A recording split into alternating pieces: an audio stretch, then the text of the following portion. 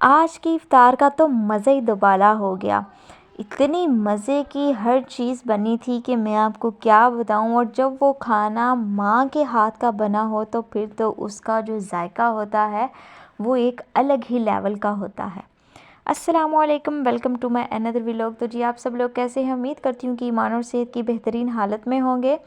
माशाल्लाह से जी आज हम सब का 18वां रोज़ा था और अल्हम्दुलिल्लाह ये भी बहुत अच्छा गुज़रा। अल्लाह ताला ने हमें तौफ़ीक अता फ़रमाई कि हम लोगों ने इस रमज़ानुल मुबारक के जो 18वां रोज़ा था उसकी जो रहमतें थी उससे हमने लुत्फ़ उठाने की कोशिश की।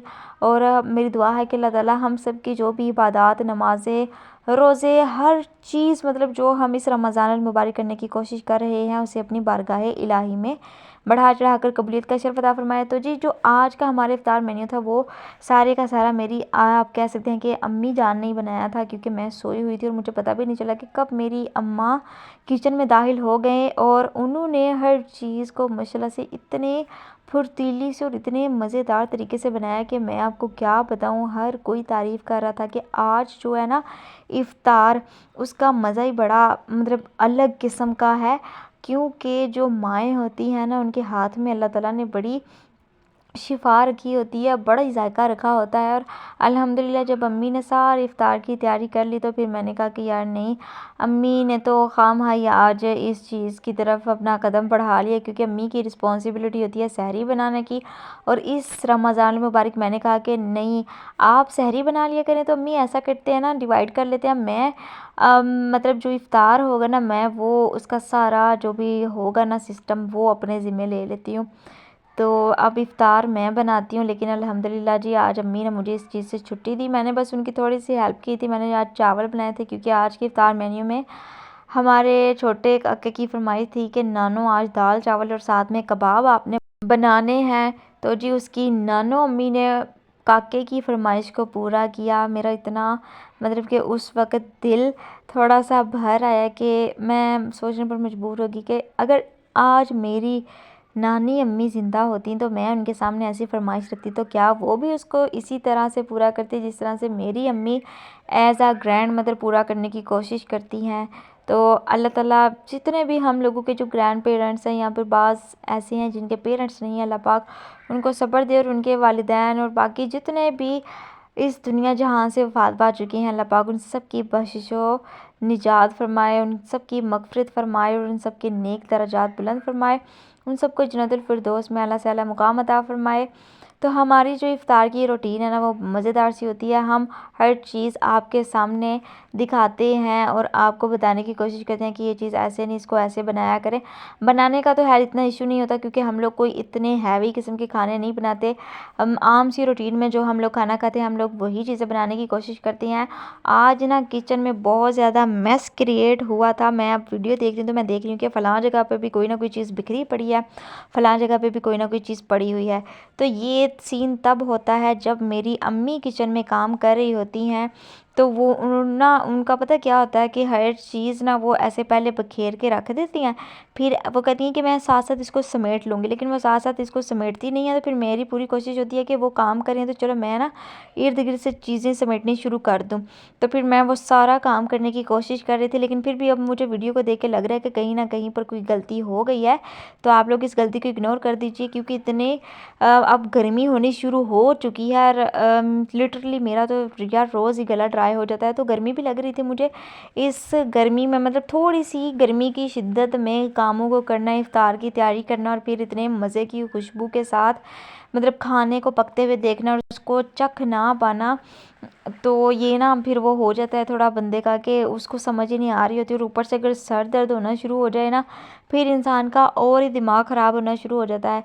जी आज के इफ्तार मेन्यू में मेरी अम्मा ने दाल चावल और उनके साथ कबाब बनाए थे। दाल उन्होंने बना ली थी मेरे उठने से पहले, उन्होंने रखनी शुरू कर दी थी हर चीज़ चूल्हे के ऊपर। और कबाब भी उन्होंने ही बनाए थे, बस मैंने उनकी हेल्प की। मैंने चावल वगैरह बनाए थे और साथ में जो दस्तरखान लगाने का काम था वो सारे का सारा मैंने अपने ज़िम्मे लिया था कि चलो ये सारा काम मैं कर देती हूँ। साथ में मेरी अम्मा को सलाद जो है ना वो बड़ा ज़्यादा बनाती हैं और बड़े मज़े का बनाती हैं। वो जब लेमन का उसको टचअप देती हैं तो वो ज़्यादा टेस्टी हो जाता है। लेकिन आप लोग ज़्यादा लेमन को ऐड ना कीजिएगा, क्योंकि अगर जब वो ज़्यादा खट्टा हो जाता है ना, उसके अंदर ज़्यादा खटास हो जाती है, तो फिर वो अच्छे तरीके से खाया नहीं जाता। और साथ में उन्होंने पुदीने की चटनी बनाई थी। और मैं आप लोगों को एक और मज़े की बात बताती चलूँ कि यहाँ पर ना मैं एक रील बनाने की कोशिश कर रही थी, ये चुटकी बजा कर ना। मैंने देखा था कि बाज़ लड़कियाँ ऐसे या फिर लड़के ऐसे रील शील बनाते हैं, तो मैंने भी आज कोशिश की। वो रील मैं आपके लिए बाद में लेकर आऊँगी, क्योंकि अभी मैंने फ़िलहाल इस व्लॉग को करना है हर तरीके से पूरा। अगर आपको मैं बताऊँ ना, तो इस वक्त इतनी ज़्यादा मुझे थकन हो जाती है जिसका कोई हिसाब नहीं। अभी ईशा की नमाज़ और तरावी पीछे है, और साथ में अभी ना मेरा थोड़ा और भी काम रहता है, लेकिन इसके बावजूद भी हम हर चीज़ को अच्छे तरीके से आप तक लेकर आने की कोशिश करते हैं। आई नो कि उतना अच्छा ना थंबनेल होता है मेरी वीडियोस का, और वीडियो भी उस हिसाब से अच्छी नहीं होती, ना कि वॉइस ओवर अच्छी होती है। और बाज़ का तो ऐसा होता है कि लाइन कुछ और बोलना चाह रही होती हूँ तो मुंह से कुछ और ही लफ्ज़ निकलना शुरू हो जाते हैं। तो आप लोग इन चीज़ों को देखा करें, मुझे बताया करें मेरी गलतियों के बारे में। और साथ में मैं कहना चाहूँगी कि अगर ये हम कोशिश करें ना इस चीज़ को लेकर चलने की, तो वो इतना ज़्यादा डीमोटिवेट ना किया करें। मतलब ये है कहने का कि वीडियो को आप लोग वॉच किया करें, वॉच करने के बाद इसके ऊपर कोई लाइक कमेंट किया करें, क्योंकि मैं चाहती हूँ कि अगर आप मेरी वीडियो पर आ गए हैं ना, तो मेरी वीडियो को एंड तक वॉच करें। वॉच करने के बाद अगर आपको लगे कि यार ये वाकई में अच्छी वीडियो है, इसकी वॉइस ओवर भी अच्छी हुई है, थंबनेल भी अच्छा हुआ है, तो मैं कहूँगी कि आप इसके ऊपर लाजमी लाइक और कमेंट करें और अपनी राय का इजहार कीजिए इस चैनल पर आकर और उसके व्लॉग्स में आकर, ताकि हमें पता चल सके कि कौन सी ऐसी चीज़ है जो कि अच्छी नहीं हो रही, या फिर कौन सी ऐसी चीज़ है जो कि हम लोग बहुत अच्छे तरीके से लेकर चल रहे हैं। तो जो माँ बेटी का साथ होता है ना, मुझे लगता है कि वो सबसे ज़्यादा मोहब्बत भरा एहसास और रिश्ता होता है।